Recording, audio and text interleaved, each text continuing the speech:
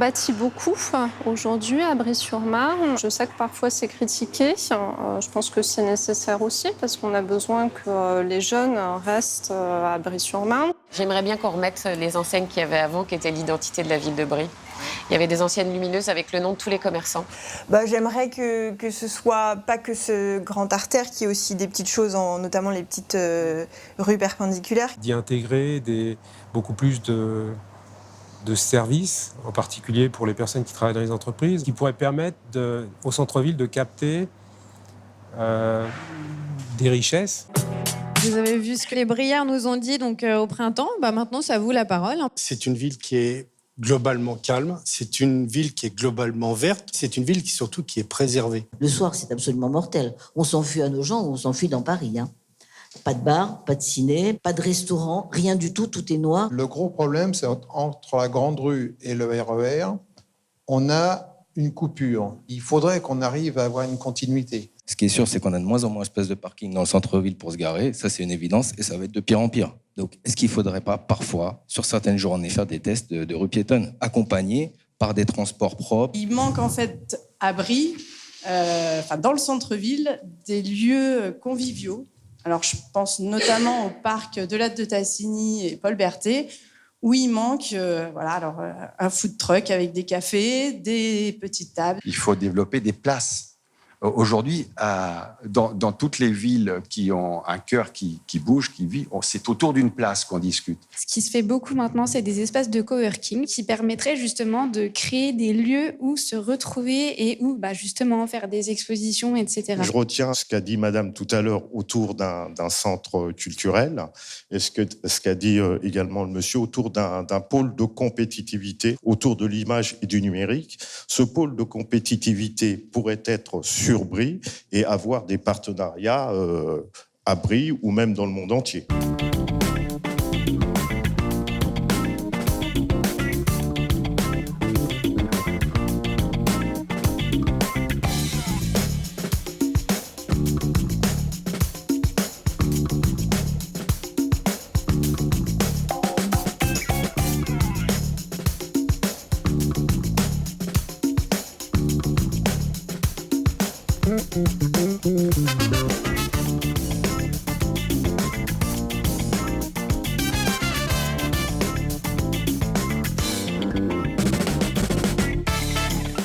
Nous lançons ce soir en fait la deuxième phase de la démarche qu'on appelle Cœur de Ville.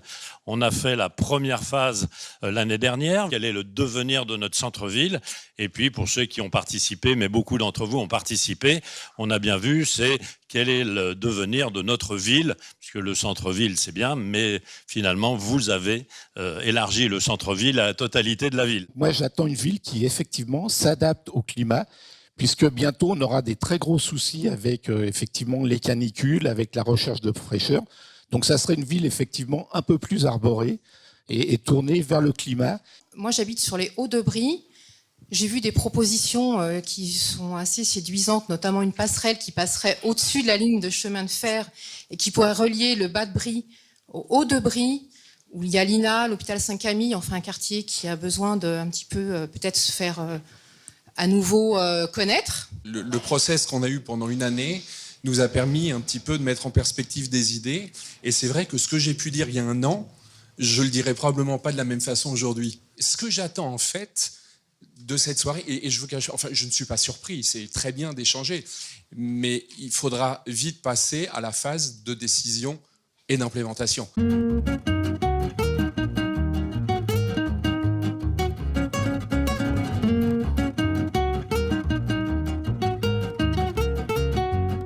vous présente l'équipe d'Urbanat. C'est une équipe d'architectes urbanistes, donc des experts de la question de l'aménagement urbain qui vont nous aider à nous questionner sur ce qu'on veut pour le centre-ville de demain, mais aussi pour la ville de Bry de demain. Donc je vais inviter à vous mettre par petits groupes. Restez avec vos amis, vos proches. Bien sûr, il faut que ce soit un pôle d'attraction, la Marne, pour Bry, puisqu'il y a de quoi développer beaucoup de choses sur le bord de Marne. Une promenade déjà, le long de la Marne, qui soit plus large, une piste cyclable, une vraie piste cyclable, des coins conviviaux. Voilà, okay. Où on puisse se retrouver. En fait, les rues sont toutes petites, un tout petit passage pour arriver sur la Marne derrière. Et ça, c'est un peu dommage, parce qu'on imaginerait que profitant de cette bouffée d'oxygène verte ici, on pourrait faire, j'ose pas dire on allait vert jusqu'à la Marne, mais ce serait quelque chose de sympathique. Je pensais que pour les gens qui habitent le Haut-de-Brie, en fait, on n'a pas de commerce dans le Haut-de-Brie. Donc on est obligé de se déplacer plutôt vers ici. Donc une extension du centre-ville vers ici, ça me paraît très bien pour les gens qui habitent le Haut-de-Brie. Et donc renforcer ici un petit peu.